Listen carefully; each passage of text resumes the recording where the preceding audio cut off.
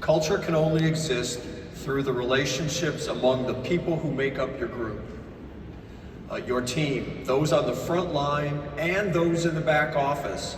A successful development of culture means you hear different voices echoing the same message, right? That message has to echo throughout the organization. And it can't just be the leader saying it all the time, right?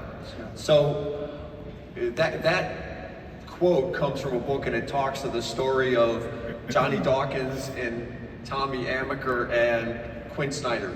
Yeah. Well, Johnny Dawkins is now the head coach at UCF. Tommy Amaker is the head coach at Harvard.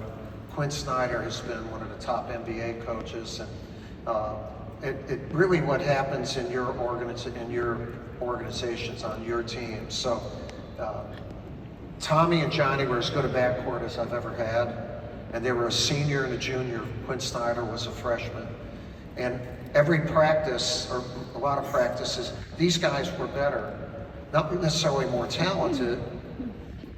Quinn was, but they didn't know the culture yet. And so times Quinn Snyder would be walking off the court like this after practice. Like, am I good?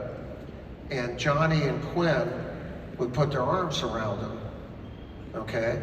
And by the end of the year, Quinn was better, and then Quinn became our captain. And so it's kind of like when you get people new into your organization, people have to put, maybe not physically, but you have to help them. You have to help them, and it keeps your culture going. And I'm gonna say something, because I know that you all are culture based organizations, but a culture needs to be based on values. And when you're celebrating a lot of things, or in between REO Speedwagon songs tonight or whatever, think about the values of your organization. For our we have 7 values. Integrity, you know what's right. Do what's right, man. Do the right thing. Respect, everybody's important. Courage is the ability to say or do what needs to be said or done at the moment it needs to be said or done. In other words, when you see something wrong,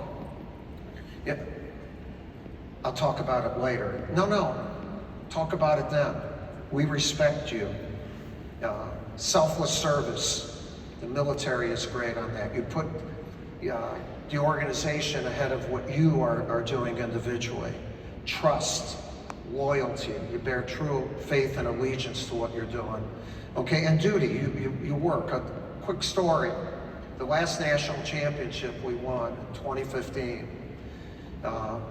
We're playing Wisconsin, and they're terrific. They've won 35 games, 2 consecutive years, and terrific.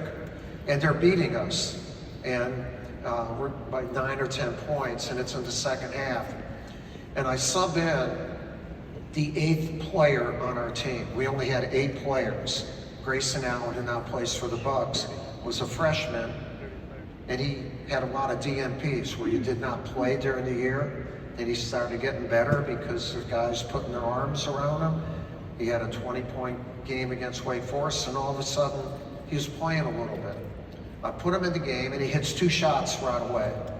But then, there's a loose ball. Here's one bucket, and the ball's going down the court. I'm not gonna dive, because I have 2 artificial hips and knees, and somebody would get hit with one of those body parts if I do it, and would have a lawsuit here. But imagine me now going and diving for that ball, and he's fouled. And he gets the ball, and he jumps up. He's 18 years old. There's 73,000 people in the stands, and over 30 million people watching. And he gets the ball, and he says, "Let's go!" He yells it out. 5 seconds later, he says, "Let's go!" Again. And it's like a lightning bolt that hits all of us. And we all got better. And we won.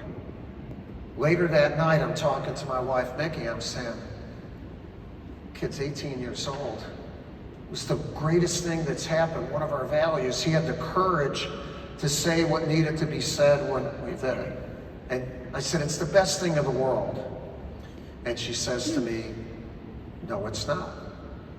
So as a guy, I'm saying, you're trying to rain on my parade right now, right? What I do, it can never be as good. You see it differently, but I can't say that. But it's all going in my mind. No, I don't want to start World War 23, all right? And I've learned from losing all those wars. And so she said, no, it's not. And I said, okay, what is the greatest thing? And she says, the greatest thing was everyone listened. And she was right. Respect, courage.